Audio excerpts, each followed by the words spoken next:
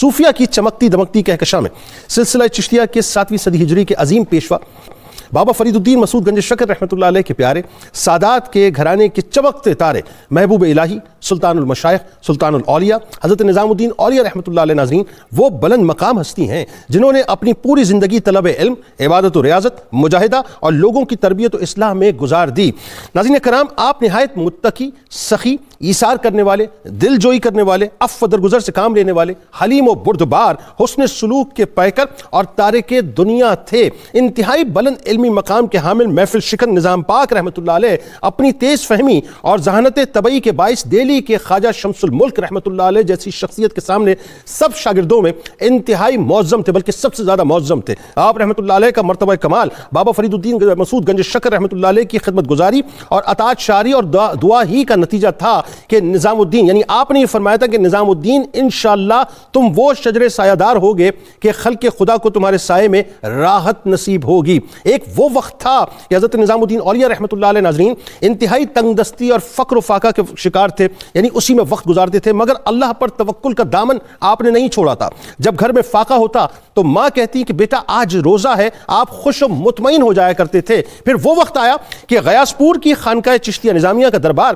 کسی بادشاہ کے دربار سے کم نہ تھا ناظرین، بلکہ یوں کہا جائے تو زیادہ بہتر ہوگا کہ بادشاہوں کے دربار سے بھی اعلیٰ و عرفہ شان تھی۔ آپ کی خانقاہ ہر وقت حاجت مندوں کا ہجوم سے، یعنی یوں سمجھ لیجیے کہ سوالیوں اور مانگنے والوں اور حاجت مندوں کے ہجوم سے بھری رہتی تھی۔ ان کی حاجت روائی اور ان کی درد مندی جو ہے وہ بنیادی طور پہ آپ کا کام ہوتا تھا۔ مصیبت زدوں کی دستگیری وہاں سے کی جاتی تھی، بھوکوں اور پیاسوں کی سیرابی کا انتظام کیا جاتا تھا، اور اس دور میں روزانہ ہزاروں افراد کے لیے آپ کی خانقاہ میں لنگر کا انتظام کیا جاتا تھا۔ کچھ ضرورت مند ایسے تھے کہ جو وہاں نہیں آ سکتے تھے تو ان کے گھر کھانا بھیج دیا جاتا تھا۔ کچھ لوگوں کو ماہانہ جو راشن جو ہے وہ باقاعدہ دیا جاتا تھا، ان کے لیے باندھ دیا گیا تھا۔ دلی کے باہر جنوبی ہند تک ناظرین ضرورت مندوں کو روپے پیسے بھیجے جاتے تھے، طلباء کو تعلیم کے لیے وظیفے دیے جاتے تھے، کسی کو کپڑے تو کسی کو ضرورت کا ساز و سامان فراہم کیا جاتا تھا۔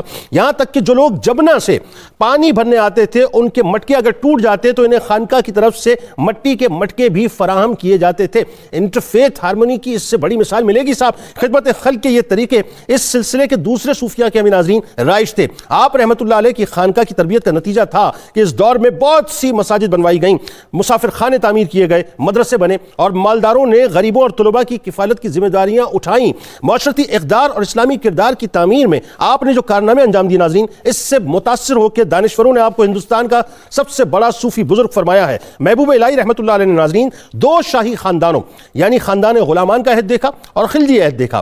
حالانکہ شاہان وقت کی ہمیشہ یہ خواہش رہتی تھی کہ آپ ان سے گہرے روابط رکھیں، لیکن آپ نے ان کی طرف کبھی بھی توجہ نہ کی۔ سلاطین نے آپ کو مال و زر، زمین و جائیداد، اعلیٰ مناصب کی پیشکش کی، مگر آپ رحمت اللہ علیہ نے خدمت خلق، عبادت و ریاضت اور تربیت کو منتخب کیا۔ انسان سازی آپ رحمت اللہ علیہ کا عظیم کارنامہ ہے کہ مریدین و خلفاء کی طویل فہرست ہے جو زہد و تقوی، علمیت و روحانیت اور ولایت غرض ہر اعتبار سے اپنے عہد میں یکتا روزگار شمار کیے جاتے ہیں۔ یعنی خلفاء و مریدین کو تبلیغ اسلام کی خاطر ہند کے مختلف شہروں میں آپ نے بڑی تعداد میں ایک مربوط اور جامع میکانزم کے تحت بھیجا۔ اس طرح اسلام کی جڑیں ناظرین دور نظامی میں جس طرح ہند میں مضبوط ہوئیں، وہ دعوت تبلیغ یعنی دعوت و تبلیغ کا ایک روشن ترین باب ہے۔ بس آخری بات عرض کر رہا ہوں ناظرین کہ آپ رحمت اللہ علیہ کی طرز تبلیغ کا یہ اثر تھا کہ عام لوگوں کی زبان پر بھی شراب، فسق و فجور، قمار بازی اور فحش الفاظ کا ذکر نہ ہوتا تھا۔ یعنی یہ عالم تھا کہ دکاندار حضرات جھوٹ تک نہیں بولتے تھے، کم نہیں تولتے تھے، مکاری نہیں کرتے تھے، دغا بازی نہیں کرتے تھے، دھوکہ بازی نہیں کرتے تھے، ناجائز طریقوں سے مال نہیں کماتے تھے۔ خواجہ نظام پاک رحمت اللہ علیہ نے ناظرین تلوار سے اجسام کو فتح نہیں کیا، بلکہ کردار کے اسلحے سے قلوب پر اپنی سلطنت کو ایسا استوار کیا ناظرین کہ قیامت تک آپ کی مٹھاس کی مثال دی جاتی رہے گی۔ آئیے آغاز کرتے ہیں۔ تین شخصیات ہمارے ساتھ موجود ہیں جو یقیناً کسی طرح محتاج نہیں ہیں۔ پہلی شخصیت ممتاز اسکالر محترم جناب ڈاکٹر شبیر احمد جامی صاحب، دوسری شخصیت ممتاز عالم دین جناب ڈاکٹر نعیم الدین الازہری صاحب، تیسری شخصیت ممتاز عالم دین جناب علامہ محمد اشفاق مدنی صاحب۔ تینوں آپ کو السلام علیکم، خوش آمدید۔ جامی صاحب آپ سے بات کا آغاز کرتے ہیں۔ بڑی میٹھی اور بڑی کمال شخصیت نظام پاک رحمۃ اللہ علیہ، جب بھی نام آتا ہے تو ایسا لگتا ہے کہ جیسے دل کی کلیاں جو ہیں وہ کھل سی گئی ہیں، اور پھر ظاہر ہے اس میں کوئی دوسری رائے بھی نہیں ہے۔ اور ہمیں میرا خیال ہے آج جو نوجوان نسل ہے اس کو آج کے پروگرام کے ذریعے سے خاص طور پہ بتانا چاہیے کہ بچوں یہ جو ہمارے گھروں کے اندر جو نعرہ تکبیر کی صدائیں بلند ہوتی ہیں، کلمہ بلند ہوتا ہے، انہی ہستیوں کا فیضان ہے، خاص طر چشتیہ سلسلہ۔ اچھا پہلے تو یہ بتائیے نظام الدین اولیاء رحمۃ اللہ علیہ کا جو بنیادی تعارف، پھر آپ رحمۃ اللہ علیہ کی ذہانت، آپ کی تعلیم و تربیت، اور ایک بات خاص طور پہ جو خواجہ شمس الملک کا معاملہ رحمۃ اللہ علیہ کا کہ جو آپ کا ایک بڑا خاص تعلق تھا اس حوالے سے۔ بسم اللہ الرحمن الرحیم. آپ نے انٹرو میں بڑا خوبصورت خواجہ نظام الدین اولیاء کا تعارف کرایا. خواجہ نظام الدین اولیاء کا تذکرہ جب بھی آتا ہے تو آپ کو مشائخ چشت کے دبستان کا ایک چمکتا دمکتا مہتاب نظر آتا ہے.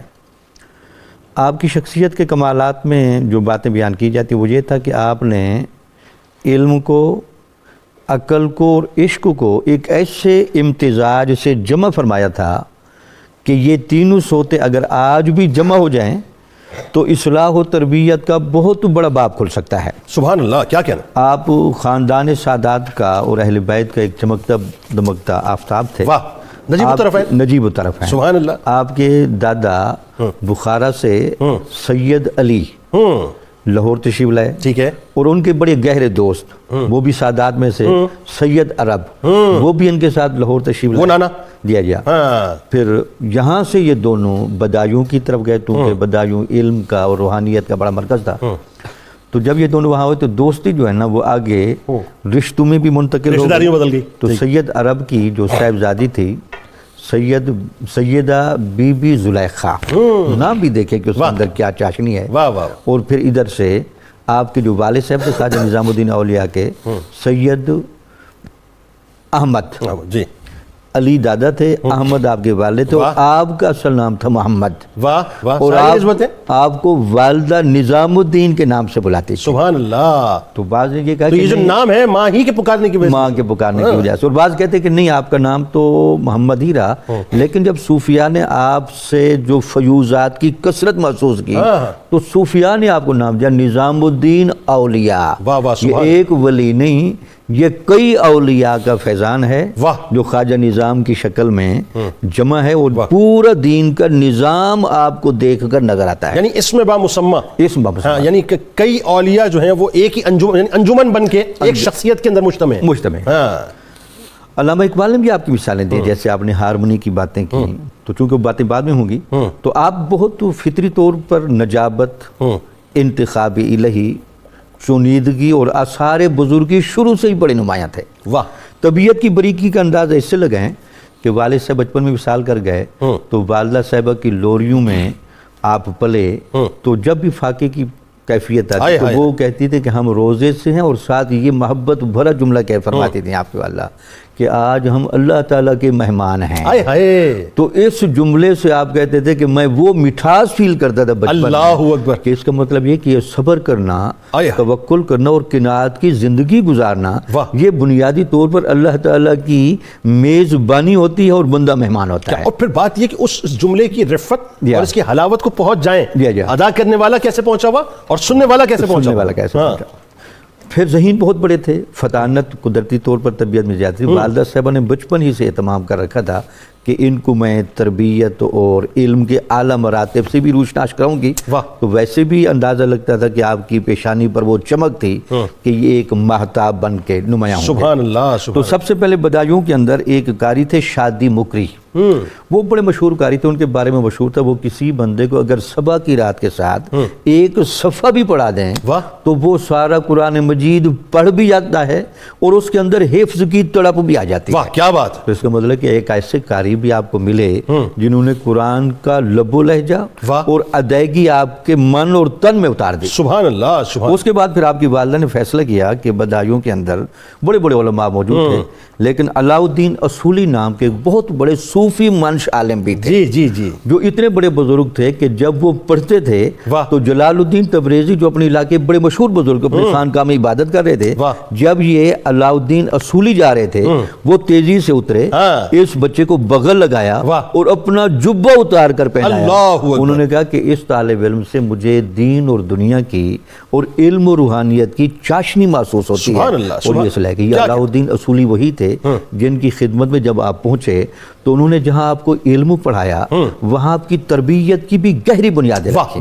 یہ جو ہمیں ترک دنیا کا یا دنیا سے اجتناب کا یا دین سے گہری وابستگی کا رنگ، بابا صاحب نے تو جو رنگ چڑھایا وہ بعد میں چڑھایا، ابتدا علاء الدین اصولی نے رکھ دی تھی. مطلب علاء الدین اصولی نے اصل اصول وضع کر دیا، اصل اصول وضع بنیادی طور پر. اور وہ کہتے کہ انہوں نے مجھے قدوری کی کتاب بڑی محنت کے ساتھ پڑھی. اس کے بعد پھر آپ کی والدہ نے فیصلہ کیا جب آپ کی عمر 16 برس کے قریب تھی کہ میں آپ کو دلی میں لے جاؤں، اور دلی کے اندر آپ نے پھر 4 سال گزارے، وہاں شمس الملک خوارزمی، کمال الدین زاہد اور ایسے بڑے بڑے علماء سے آپ نے فیض حاصل. اچھا میں ایک بات یہاں پہ ایک جملے میں پھر اس کے بعد بات آگے بڑھاتے ہیں. اب دیکھیں میں جب میں تاریخ پڑھ رہا تھا اور خاص طور پہ جب نظام پاک کو میں پڑھتا ہوں میں ایک بات دیکھتا ہوں کہ 16 برس یا 18 برس میں بتایا جاتا ہے کہ اس وقت جو ہے وہ کوئی ایک شخصیت ایسی موجود نہیں تھی کہ جو آپ کو اس طرح سے علم منتقل کر پاتی، کیونکہ آپ علمی مقام پہ اس بلندی پہ تھے. تو پھر فیصلہ کیا گیا کہ آپ کو دہلی جانا ہے، اور دہلی میں بھی وہ ہستی جنہیں غیاث الدین بلبن نے شمس الملک کا جو ہے وہ شمس الملک کا جو ہے خطاب دیا، ان کی بارگاہ میں جا کے پھر آپ کو علم حاصل کروایا گیا. تو یہ بہت بڑا ویسے ابتدائی طور پہ آپ کا کمال سامنے آتا ہے. اچھا جب حضرت خوارزمی کی صحبت میں آپ آخری جملے کہے تو وہ آپ سے اتنا لاڈ اور پیار کرتے تھے کہ ان کا ایک بڑا محبت بھرا طریقہ تھا. جب کوئی شاگرد نہ آتا تو وہ کہتے تھے جی مجھ سے کوئی غلطی ہوئی ہے کہ آپ ناغہ کر رہے ہیں. ان کا ذرا ایک مصلحانہ انداز ہے. لیکن جب خواجہ نظام الدین نہ آتے تو وہ بڑے بے چین ہوتے، تو وہ کہتے نظام الدین صاحب آپ کا ناغہ ہمیں گوارا نہیں، کبھی کبھی آ کر ہمیں دیکھ جایا کریں اور اپنا آپ ہمیں دکھا جایا کریں. اللہ اکبر. یعنی شمس الملک رحمۃ اللہ علیہ اتنی تعظیم آپ کی فرمائی، ایک استاد ایک شاگرد کی اتنی تعظیم فرمائے. ایک اور بات جو بڑی خاص ہے، اب ایک تو ظاہر ہے یہ آپ کی علمی تراش خراش ہو رہی ہے، ایک اب سلسلہ آپ کا شروع ہو رہا ہے روحانیت، اور اس میں حضرت شیخ نجیب الدین متوکل رحمۃ اللہ علیہ سے جو ہے آپ کا ایک بڑا خاص تعلق تھا، جو ظاہر بھائی تھے حضرت بابا فرید الدین مسعود گنج شکر رحمۃ اللہ علیہ کے. تو ایک تو یہ بتائیے کہ آپ کا ان کے ساتھ تعلق کس طرح سے بنا اور کیا تعلق تھا؟ ظاہر نیبر بھی تھے. دوسرا آپ بیسیکلی قاضی بننا چاہتے تھے، ہے نا، اور لیکن وہی بات ہے کہ قدرت نے آپ کے لیے فیصلہ کچھ اور کیا ہوا. تو وہ کیا ہوا تھا؟ وہ اذان کے وقت ایک تلاوت بھی ہو رہی تھی اور دل کی کیفیت تبدیل. بسم اللہ الرحمن الرحیم. جنید صاحب بڑا خوبصورت ذکر چھڑا ہوا ہے محبوب الہی اور محبوب اولیاء حضرت خواجہ نظام الدین رحمۃ اللہ تعالیٰ علیہ، جن سے تصوف کا بھرم قائم ہے اور جن کا فیض آج بھی جاری و ساری ہے. میں بات کو یہاں سے شروع کرنا چاہوں گا آپ کی اجازت سے کہ حضرت علامہ محمد اقبال جیسی ہستی جب لندن انگلینڈ جا رہے ہیں تو پہلے دہلی میں آپ کے مزار پہ حاضری دیتے ہیں، اور التجائے مسافر کے نام سے ایک نظم آپ نے لکھی جو کہ آفاقی نظم ہو گئی، اور اس میں آپ کے مزار پہ بیٹھ کے کہتے ہیں فرشتے پڑھتے ہیں جس کو وہ نام ہے تیرا، واہ بڑی جناب تیری فیض عام ہے تیرا، سبحان اللہ ستارے عشق کے تیری کشش سے ہیں قائم، واہ نظام مہر کی صورت نظام ہے تیرا، نہاں ہے تیری محبت میں رنگ محبوبی، بڑی بڑی ہے شان بڑا احترام ہے تیرا، اگر سیاہ دلم داغ لالا زارے تو ہم، مگر کشادہ جبینم گلے بہارے تو ہم. تو یہ آپ نے حضرت خواجہ نظام الدین اولیاء کی شان وہاں بیٹھ کے بیان کیا. اور اقبال جیسا بندہ جنہیں کہتا ہے کہ نظام مہر کی صورت نظام ہے تیرا، کہ جس طرح سورج اپنی کرنوں سے پوری دنیا کو روشنی دیتا ہے، آپ دہلی میں بیٹھ کے پوری دنیا کو اپنے تصوف اور روحانیت سے منور کر رہے ہیں. آپ دیکھیے کہ علامہ اقبال رحمۃ اللہ علیہ علم کی تحصیل کے لیے جا رہے ہیں، اور بارگاہ وہ چنی جو علم کی مینارہ تھی، جی اور بالکل وہیں سے فیض لے کے وہاں دعائیں کی ہیں اور یہ التجائے مسافر ہے اور بہت کچھ مانگا. اب اپنے اس موضوع کی طرف آتا ہوں کہ آپ نے جیسے ابھی ڈاکٹر صاحب فرما رہے تھے کہ پہلے علم حاصل کیا، اور جتنے بھی بڑے بڑے صوفیاء سلسلہ چشتیہ میں گزرے ہیں، یہ آج تصوف پہ جو اعتراض کیا جاتا ہے کہ یہ لوگ علم حاصل نہیں کرتے، یہ چند لوگ ہیں اور وہ صوفی نہیں ہیں، انہیں متصوف کہا جاتا ہے جنہوں نے تصوف کا لبادہ اوڑھ لیا. اصل صوفی وہی ہے جو طریقت سے پہلے شریعت کا علم حاصل کرتا ہے. نہیں وہ صوفی نہیں، وہ ڈھونگی ہیں، وہ ڈھونگ ہے، وہ ڈھونگی. درست فرمایا. تو خواجہ نظام الدین اولیاء نے شیخ کمال الدین سے مشارق الانوار پڑھی تھی اور حدیث کے بہت بڑے عالم تھے. تو جب آپ پڑھتے تھے تو جہاں آپ کا گھر تھا ساتھ ہی حضرت شیخ نجیب الدین متوکل رہتے تھے، جو حضرت بابا فرید الدین مسعود گنج شکر کے چھوٹے بھائی تھے، اور ان کو خواجہ صاحب خود دہلی میں چھوڑ کے گئے تھے. اور اس میں بھی یہی حکمت تھی کہ یہ شہباز قابو کرنا ہے، بات وہی ہے نا، وہ قدرت کی بنت ہے، ہاں کہ فطرت خود بخود کرتی ہے لالا کی ہنا بندی. تو بار بار آپ وہاں جا کے بیٹھتے اور آپ کو بڑا فیض وہاں سے ملتا. تو آپ نے ایک دن مشورہ کیا کہ جناب میرے لیے دعا کریں، میں قاضی بننا چاہتا ہوں. تو آپ خاموش رہے. تو انہوں نے سمجھا کہ شاید شیخ نجیب الدین متوکل نے میری بات سنی نہیں. تو دوبارہ کہا جناب میں قاضی بننا چاہتا ہوں. تو فرمایا قاضی مشو چیزیں دیگر بشو، قاضی نہ بنو کچھ اور بنو. اور پھر مشورہ دیا ساتھ ہی کہ میرے بڑے بھائی حضرت شیخ بابا فرید الدین مسعود گنج شکر رحمۃ اللہ تعالیٰ علیہ کے پاس وہاں چلے جاؤ اور سب کچھ بن جاؤ گے. اور پھر آپ ابھی فیصلہ نہیں کر پا رہے تھے لیکن دل میں تڑپ بہت زیادہ تھی. اور دہلی کی جامع مسجد میں اس رات آپ نے قیام کیا. جب صبح تہجد کا وقت ہوا اور اذان ہونے لگی تو قاری قرآن نے اذان سے پہلے یہ والی آیت پڑھی، الم یأن للذین آمنوا ان تخشع قلوبهم لذکر اللہ وما نزل من الحق، کہ کیا ابھی وہ وقت نہیں آیا کہ جو ایمان والے ہیں ان کا دل لرز اٹھے اور ڈر جائے، اور جو اللہ نے ان پہ حق نازل کر دیا ہے وہ اس کے پیچھے چلتے چلے جائیں. وہ سمجھ گئے کہ یہ اشارہ ہے اور وہیں سے تڑپ پھر تیز ہو گئی. اور پھر آپ جو ہے وہ سفر کرتے ہوئے حضرت بابا صاحب کے پاس پہنچے. اور پھر جو کچھ ملا، میں یہاں ایک جملہ کہنا چاہوں گا کہ سلسلہ چشتیہ میں حضور بابا صاحب کے پاس جو پہنچا آپ نے 3 چیزیں عطا فرمائیں، علم، عشق اور بصیرت عطا فرمائی. تو خواجہ نظام الدین اولیاء کی ذات میں علم بھی اپنے عروج پہ ہے، عشق بھی اپنے عروج پہ ہے اور بصیرت بھی اپنے عروج. اچھا ایک بات ذرا مجھے ایک بات بتائیے، یہ جو انٹیوشنز ہیں آپ دیکھیے یہ پورا جو اس وقت آپ نے گفتگو کی ہے، شیخ نجیب سے آپ کا ملنا، پھر وہ ظاہر ہے آپ کو ایک راستے کا مسافر نہ بننے دینا، دوسرے ڈھب پہ ڈھالنا، پھر آپ کو قرآن کی تلاوت کی جو ہے آواز آپ کی سماعتوں میں آنا، اس سے اشارہ اخذ کرنا. میں یہ سمجھتا ہوں کہ وہی بات ہے کہ قدرت جس سے کام لینا چاہتی ہے پھر اس کو جو ہے وہ راستہ بھی دیتی ہے، وہ انٹیوشنز بھی دیتی ہے، پھر وہ موقع بھی فراہم کرتی ہے، اور دل بھی پھر وہی مائل ہو جاتا ہے. جناب آپ نے بالکل درست فرمایا. اللہ رب العزت جس پہ اپنا خاص کرم فرما دیتا ہے پھر اس کے لیے زندگی کے راستے اللہ تعالیٰ خود متعین فرماتا ہے، لیکن اس کے لیے پہلے ماں باپ کی اچھی تربیت بھی ضروری ہے. واہ واہ واہ. جیسے ان کی والدہ بی بی زلیخا جن کا نام سیدہ زلیخا ہے اور وہ انتہائی متقیہ ہیں، انہوں نے جو گٹی ڈالی ہے اور جو تربیت کی ہے اور دستار بندی کروائی، جنہوں نے قدوری پڑھائی شیخ علاؤ الدین اصولی سے، آپ کی دستار بندی والدہ نے خود کروائی. اور آپ دیکھیے بچپن میں آپ کے بھی والد پردہ فرما گئے تھے، پردہ فرما، مطلب 5 سال کی عمر میں، 5 سال کی عمر میں، اور پھر اس والدہ نے سوت کاٹ کے اور محنت کر کے رزق حلال سے ان کی تربیت فرمائی ہے. اور پھر ان کو علماء کے پاس لے کے گئی ہیں، اور ان کی والدہ انہیں یہ کہا کرتی تھی میرے بیٹے استاد کے پاس جانا اور ان کا علم بعد میں حاصل کرنا، ان کا ادب پہلے حاصل کرنا. یعنی یہاں پہ ایک اور بات آ گئی بڑی خاص ڈاکٹر صاحب، کہ ہمارے یہاں یہ جو لوگ ریزننگ کرتے ہیں علامہ صاحب کہ میں کیسے مطلب بچوں کو پالوں، حالات بہت خراب ہیں، اور کیسے ان کا براٹ اپ ہو، کیسے ان کی تعلیم ہو. یہ مثالیں ہمارے سامنے ہیں صاحب. ان مثالوں کو ڈسکس کرنے کا مقصد یہی ہے کہ ان سے زیادہ تنگ دستی اور کیا ہوگی کہ فقر و فاقے کی یہ کیفیت ہے کہ کئی دن تک جو ہے وہ پانی سے آپ افطار فرمایا کرتے تھے، لیکن اس کے باوجود اللہ نے اس ماں کو وہ مقام عطا کیا اور اس ماں کے ذریعے سے بچے کو مقام عطا کیا. اچھا آپ ذرا یہ بتائیے، بابا فرید الدین مسعود گنج شکر رحمۃ اللہ علیہ سے آپ کی ملاقات جو ہوتی ہے وہ بڑا ایک لطیف واقعہ ہے کہ اب وہ اشارہ قدرت کی طرف سے آ گیا ہے، آیا مبارکہ سنیے، دل پہ چوٹ لگ چکی ہے، اب آپ پاک پتن شریف کی طرف چل رہے ہیں. ذرا روحانی طور پہ ہمیں بھی وہ سفر کروائیے، کیسے ملاقات ہوئی، کیا ہوا؟ بسم اللہ الرحمن الرحیم. ماں پر آ کے بات رکی تھی تو میں یہ کہنا چاہتا ہوں کہ حضرت خواجہ نظام الدین اولیاء رحمۃ اللہ تعالی علیہ یہ در فرید پر پہنچے ہی ماں کے قدموں کے ذریعے. واہ واہ واہ سبحان اللہ. اس کی وجہ یہ ہے کہ جب بھی چاند کی پہلی تاریخ ہوتی تو حضرت شیخ نظام الدین اولیاء اپنی ماں کے قدموں پر سر رکھ دیا کرتے. ذرا بتائیں یہ بات. اور یہ عرض کیا کرتے تھے کہ ماں دعا کر، یہ مہینہ میرے لیے برکت کا ذریعہ اللہ. اور جس مہینے آپ کا وصال ہوا، جب اس کی پہلی تاریخ کو حضرت نظام الدین اولیاء نے اپنی ماں کے قدموں پر سر رکھا تو ماں کہتی ہے بیٹا اگلے مہینے کس کے قدموں میں سر رکھو گے؟ اللہ اکبر. تو ماں سے عرض کرتے ہیں امی حضور اس کا جواب تو آپ ہی دے سکتی ہیں، میرے پاس تو اس کا جواب نہیں ہے.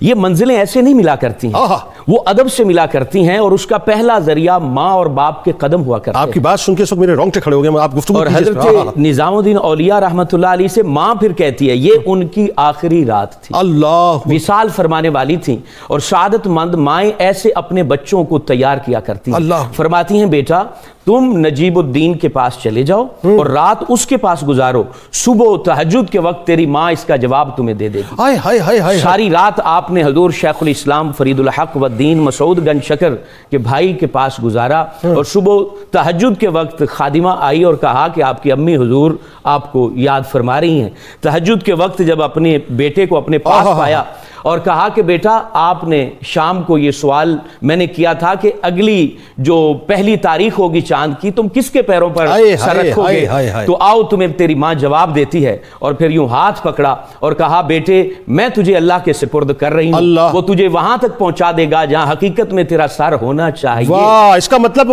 طے ہوا نا کہ آپ کے پہلے مرشد آپ کے ماں باپ ہی ہوتے ہیں. ماں باپ ہی ہیں.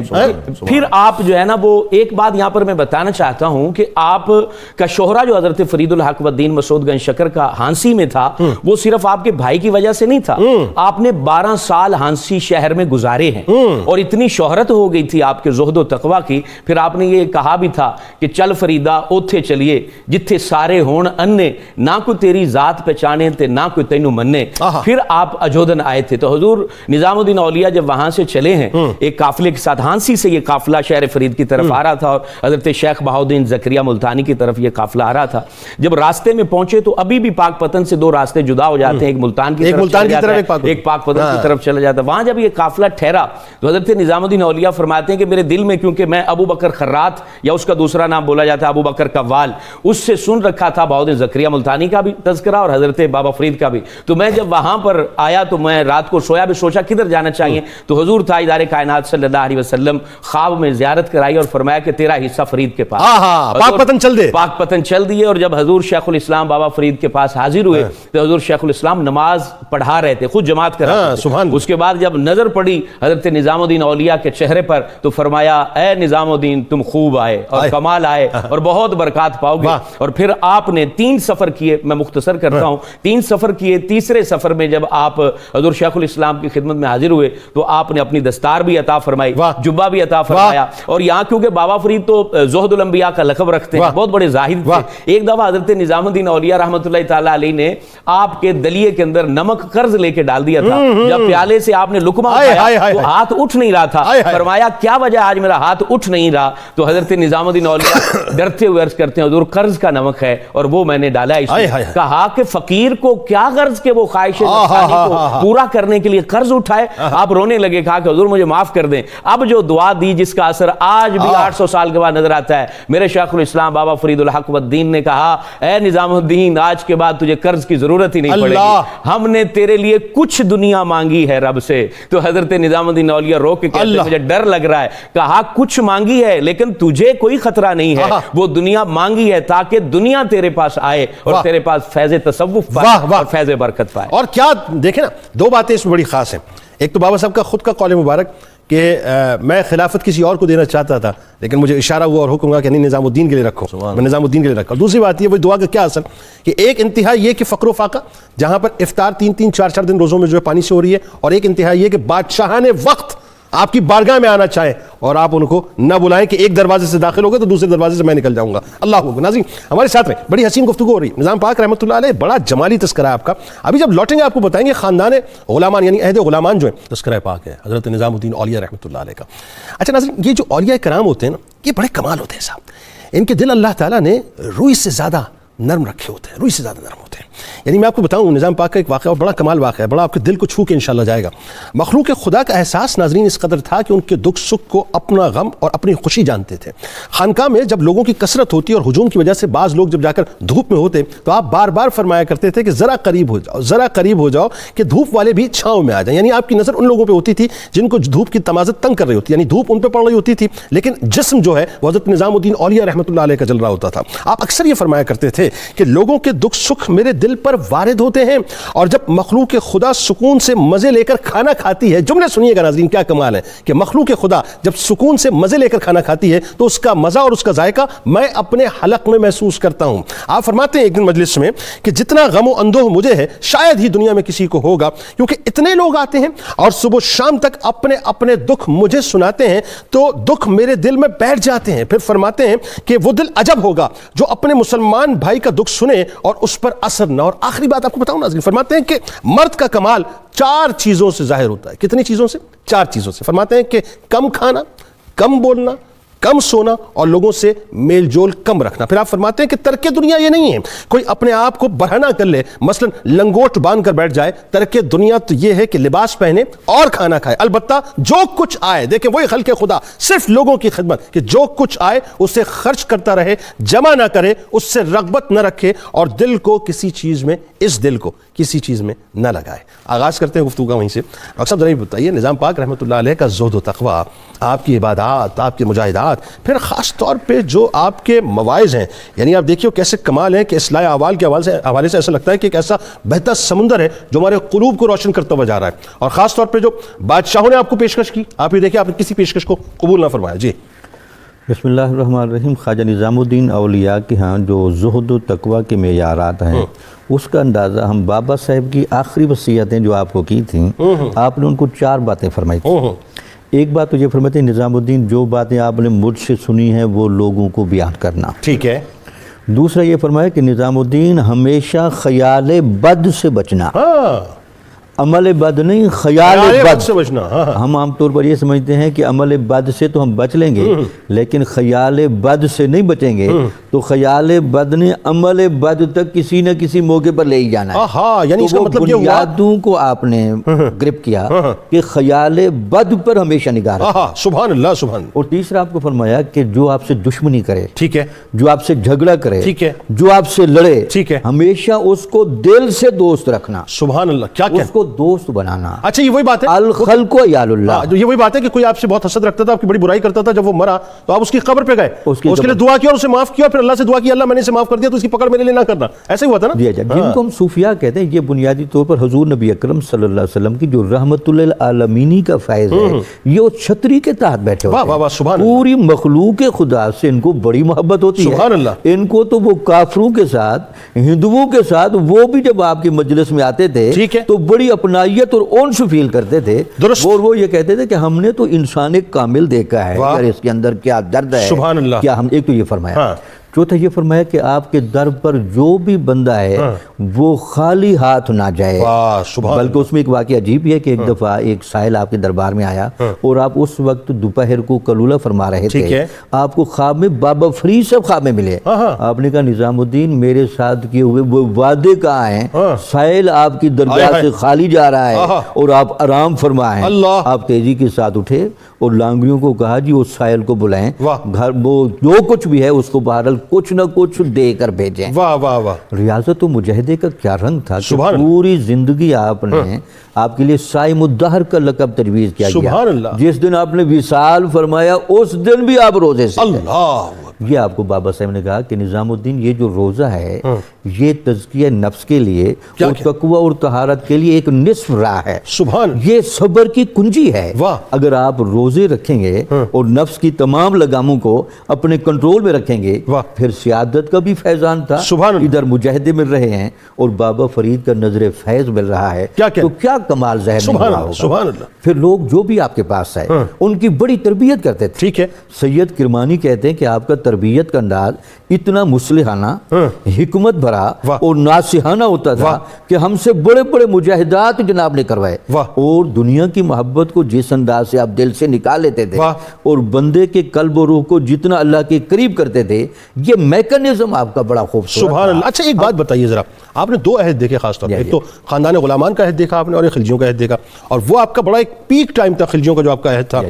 آپ کے پاس بڑی بڑی آفرز آتی تھی, وہ ذرا بتائیے کیا تھا کہ آپ تو آپ نے کبھی بھی غربت اختیار ہی نہیں کی. نے جب آپ کے دربار پر ہزاروں کی تعداد میں صبح اور شام لنگر لوگوں کو کھاتے دیکھا اور بلا تفریق دیکھا, وہاں مسلمان بھی کھاتے تھے اور ہندو بھی کھاتے تھے, تو وہ بادشاہ بڑے پریشان ہو. بادشاہوں کا ہمیشہ یہ کھٹکا رہتا ہے کہ یار یہ طاقت بن کے کہیں کوئی انقلاب کا ہی ماحول نہ بن جائے. انہوں نے کہا کہ یہ جو لنگر اتنا پکڑے, دروازوں یہ ہر طرف پہرے دار بٹھا دیے جائیں تو آپ کا مہینے تک کہیں سے لکڑی نہ جائے, غلہ نہ جائے, دالیں نہ جائیں. ہم دیکھتے ہیں کہ نظام الدین, اچھا آپ قطب الدین مبارک کا واقعہ سنا رہے ہیں. ہاں ٹھیک ٹھیک. وہ جو آپ نے پورا ماحول بنایا, وہ مہینے تک نگرانی کی گئی, لنگر اسی طرح چلتا رہا. وہ خزانچی سے آ کر پوچھا گیا, اس نے کہا جی روزانہ صفائی ملتی ہے. انہوں نے کہا بابا جی خواجہ نظام کے پاس کیا چھڑی ہے, تو آپ نے کہا یہ جو ان کے ہاتھ میں تسبیح ہے نا, یہ اللہ کی بہت بڑی ان کے پاس جادو کی چھڑی ہے.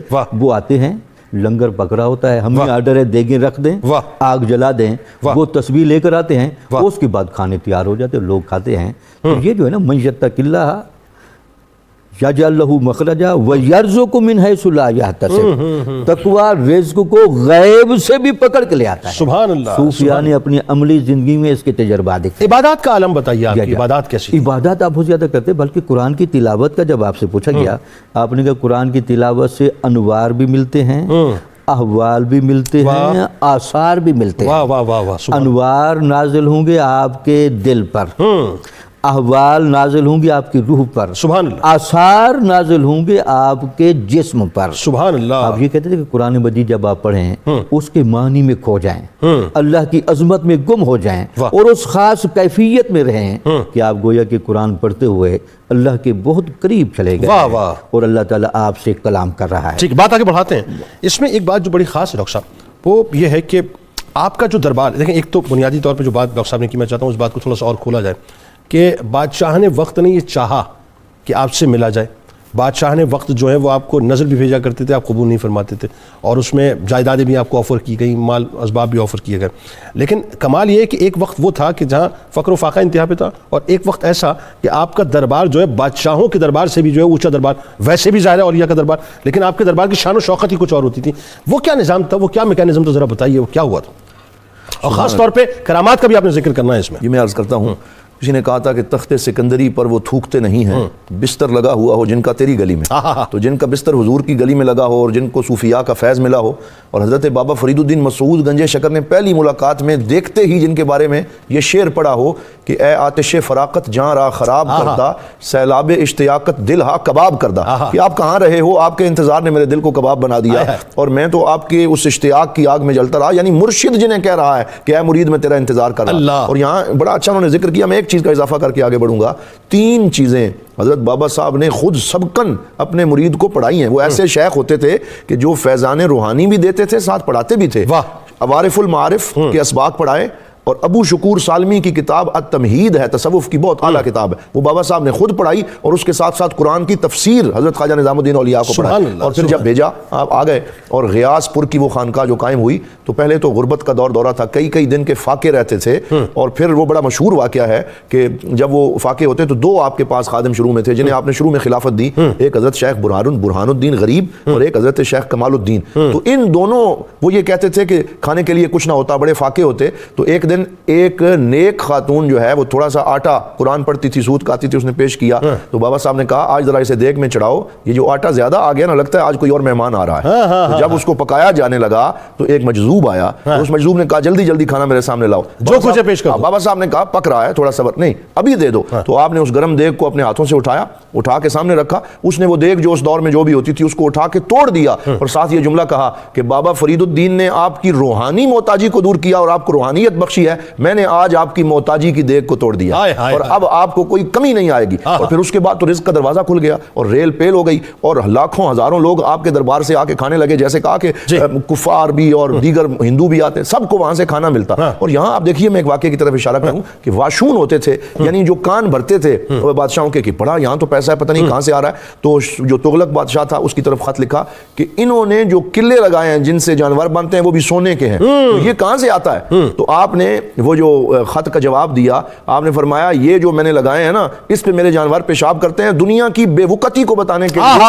یہ قلعے میرے دل میں نہیں لگے. کیا اچھا جملہ! میرے دل میں اللہ رب العزت کا ذکر ہے اور اللہ کی یاد بسی ہوئی ہے. اور پھر وہ جو قطب الدین تھا جن کے بارے میں بیان ہوا، اس نے جب وہ پوری جاسوسی کی کہ یہ کہاں سے آتا ہے، اور امراء کو کہا کہ آپ نے یہاں کچھ نہیں دینا. آپ نے اپنے خادم خواجہ اقبال جو آپ کا لانگری بھی تھا اسے بلایا اور بلا کے کہا روز بسم اللہ الرحمن الرحیم پڑھ کے جو میرے دروازے کا طاق ہے اس میں ہاتھ ڈالا کرو، جتنی ضرورت ہو نکال لیا کرو. اور وہ نکالتے جاتے اور پکاتے جاتے، اور وہاں کوئی کمی نہ آئی. اور اصلاح کا جامع اور ہمجیت کام خواجہ صاحب نے کیا. لوگ جھوٹ بولنا چھوڑ گئے، لوگوں نے غیبت ترک کر دی، دکانوں پہ اللہ کا ذکر جاری ہو گیا، کم تولنا چھوڑ دیا، اور بالکل شراب پینا چھوڑ دیا. ایک دفعہ دہلی میں آگ لگی، آپ چھت پہ کھڑے ہو کے دیکھ رہے تھے، کافی گھر جل گئے. آپ نے اپنے خواجہ اقبال خادم کو کہا لوگوں کو ساتھ لے جاؤ. اور اس دور میں ہر گھر میں 2 تن کا، اس دور میں بڑا وہ ایک پیسہ ہوتا تھا، تو یہ ہر گھر میں 2 وہ 2، ایک چادر دو، ساتھ پانی ان کو دو. تو پورے دہلی کے اندر آپ نے اپنا لنگر تقسیم کیا. یعنی آپ چھت پر کھڑے ہوئے مستقل دیکھتے رہے اور انسٹرکشن دیتے رہے کہ کوئی گھر جو ہے وہ خالی نہیں رہنا چاہیے، ہر ایک کی مدد ہونی چاہیے. اور جو تغلق بادشاہ تھے، آخری جملہ عرض کروں،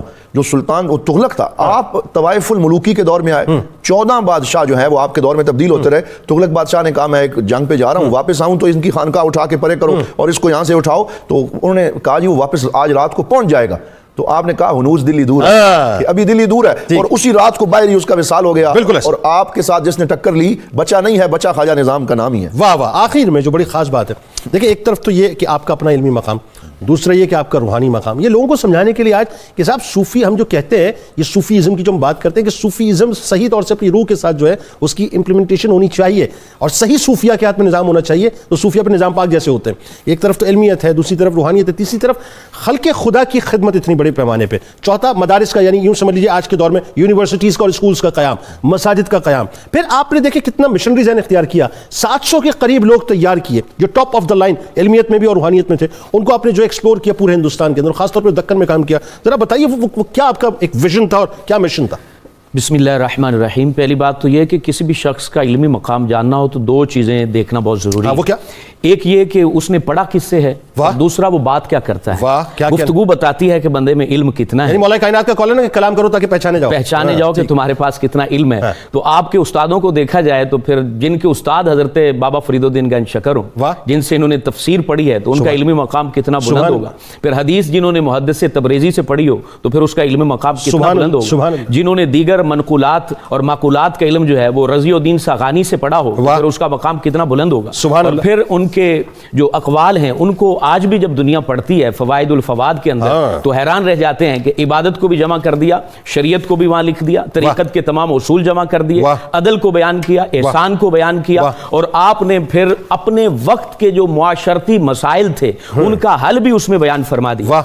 और आपके शागिर्दों की जहां आप गुफ्तगू फरमा रहे हैं, तो जिस तरह हजरत ख्वाजा निजामुद्दीन औलिया ने लोगों की जिस्मानी जरूरतों को पूरा किया, रूहानी जरूरतों को भी पूरा किया, क्योंकि हकीकत में सूफी होता ही वही है जो लोगों के दरमियान रहे। खुद हजरत ख्वाजा निजामुद्दीन औलिया फरमाते थे, ये जमा मर्दी थोड़ी है कि तुम लोगों से निकल के जंगलों में चले जाओ, जमा मर्दी ये है कि इन्हीं लोगों के जुल्म को बर्दाश्त करो, फिर इन्हीं पे एहसान करो, इन्हीं की बातों को बर्दाश्त करो और फिर इनकी रूहानी तरबियत करो। तो आपने जो आपका विजन था वो इतना बुलंदो वाला था। आज तो हजरत जिसके पास लैंड क्रूजनर हो उसको खिलाफत दे दी जाती है और उसको मुख्तलिफ इलाकों का पीर बना दिया जाता है। ये पीर ऐसे नहीं बनाते थे जो आपने फरमाया ना, 70 अफराद ऐसे तैयार किए जो मुकम्मल पीर थे। अच्छा, रिवायत में 700 भी आता है, 700 भी, और जो जय्यद थे यानी जिनके बारे में ये है कि वो निगाह डालते थे तो लोगों को बदल देते थे। अच्छा, इसमें एक बात और खास, वो जो आप बात कर रहे हैं मुझे याद पड़ता है, मैंने यहाँ तक पढ़ा कि एक मौका आपकी जिंदगी में ऐसा आया कि जब आपने देखा कि जी ये बादशाहों का दौर है, और एक जब मतलब उस वक्त उन्होंने गंगा के किनारे जो है वो बड़े बड़े महल तामीर किए, जमुना के किनारे ऐश इशरत होने लगी,